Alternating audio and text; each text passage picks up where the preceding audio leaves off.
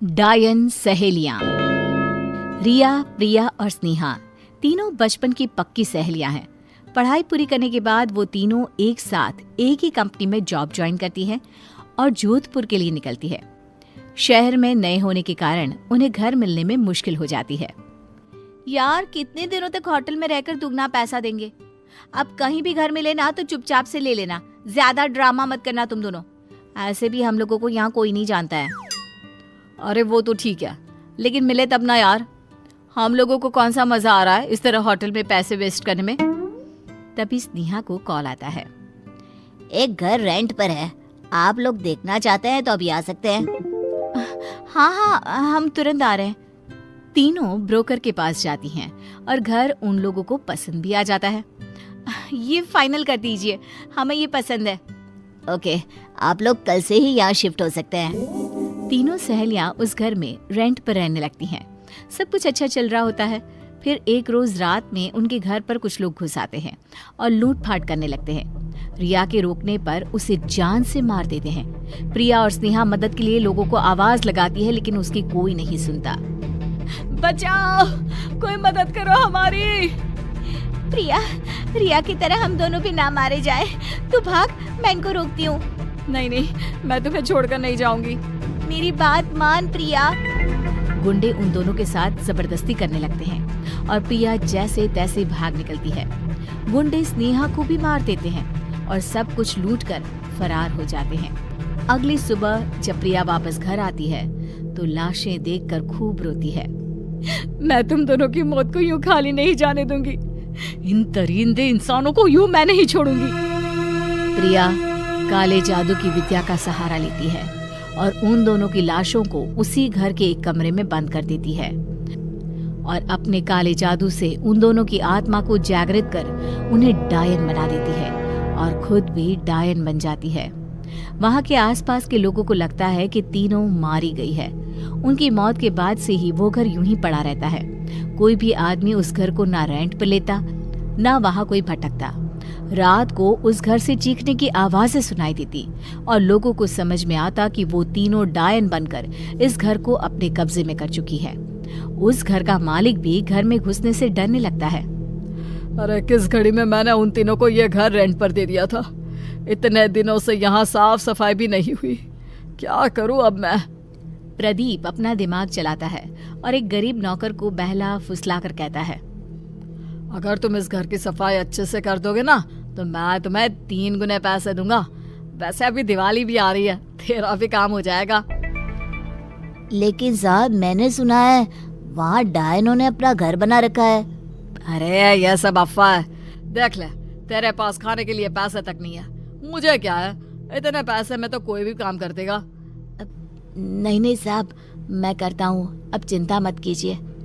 नौकर घर के अंदर चला जाता है और पूरे दिन साफ सफाई करने के बाद बुरी तरह थक जाता है।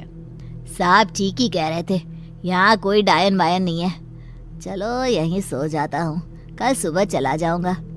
नौकर उसी घर में सो जाता है और आधी रात होते ही उसे चीखने और चिल्लाने की आवाजें आने लगती है। बचाओ! इन दरिंदों से हमें बचाओ! बचाओ! नौकर उठता है और इधर उधर देखने लगता है, लेकिन उसे कुछ दिखाई नहीं देता। फिर एक बंद कमरे में उसकी नजर पड़ती है। ये हमरा वहम होगा। इतना सुन लिबा है इस घरवा के बारे में कि हमरे कान बजने लगे हैं। अरे यार, ये कमरा तो हम साफ ही नहीं किए। अच्छा अभी कर ले बता, नहीं तो साहब को मौका मिल जाएगा पैसवा काटने का। नौकर उस अजीब से बंद कमरे को जैसे ही खोलता है, उसके पैर से कुछ टकराता है। वो नीचे देखता है तो भयानक बड़े मुंह वाली डायन रेंगते हुए उसकी ओर आ रही है। डायन को देखकर उसके चेहरे का रंग उड़ जाता है। डर से वो दीवार की ओर लग जाता है। जैसे ही वो ऊपर देखता है, एक डायन ऊपर से उसकी ओर उछलती है और एक उसके पीछे से। तीनों मिलकर उसे दबोच लेते हैं और उसकी मौत हो जाती है। इस हादसे के बाद ये घर बिकना और भी मुश्किल हो जाता है। फिर एक रोज मोहन एक सस्ते और अच्छे घर की तलाश में रहता है और प्रदीप उसे ये घर पानी के भाव ऑफर करता है। क्या हुआ यार, इतना सस्ता और अच्छा घर यहाँ तो मिल पाना मुश्किल है। अरे यार, यहाँ डायनों का कब्जा है। मैंने कुछ लोगों को बातें करते सुना है। अगर कुछ हुआ तो हम क्या करेंगे? अरे यार, ये सब घर ना बिकने देने के बहाने हैं। तुम ले रहे हो या फिर मैं ले लूं?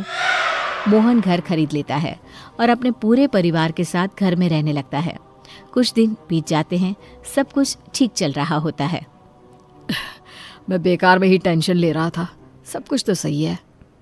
उसी रात मोहन का भतीजा खेलते खेलते उस बंद कमरे को खोल देता है।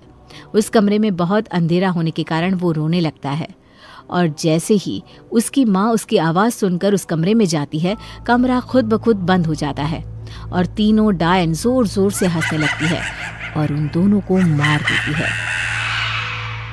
डायनों की आवाज़ें घर में गूंजने लगती है। शकुंतला आवाज़ें सुनकर इधर उधर घूमने लगती है और उस कमरे को खोल देती है। अपने पोते और बहू की लाश को देखकर शकुंतला की चीख निकल जाती है। तीनों डायन घर में घूमने लगती है। बेटा पहले ही मर गया है, अब उसकी आखिरी निशानी भी चली गई। अरे डायनो, मुझे मार देती, मेरे पोते और बहू को तो छोड़ देती। एक एक कर सब मरेंगे, तेरा नंबर भी जल्दी आएगा। क्या हुआ माँ, ये सब कैसे हो गया? शकुंतला बेहोश हो जाती है और मोहन अपनी भाभी और भतीजे का अंतिम संस्कार करता है। तभी उसे वो सब कुछ याद आने लगता है जो उसने लोगों से सुना था।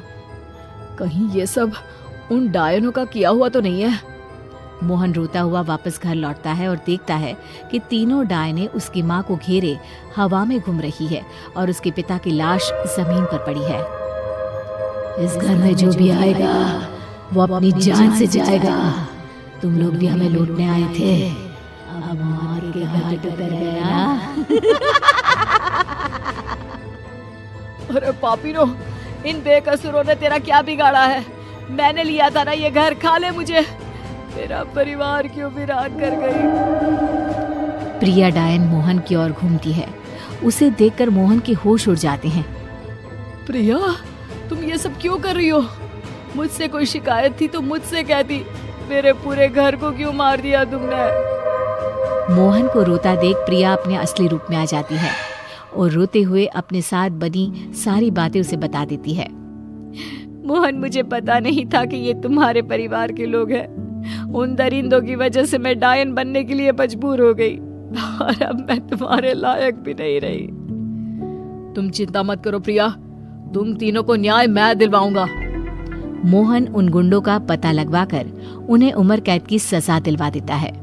रिया और स्नेहा की लाशों को जलाकर उन्हें इस दुनिया से मुक्ति दिला देता है और प्रिया से काला जादू छोड़कर उसे पहले की तरह आम लड़की बनने को कहता है। बाद में दोनों शादी करके खुशी खुशी उसी घर में रहने लगते हैं।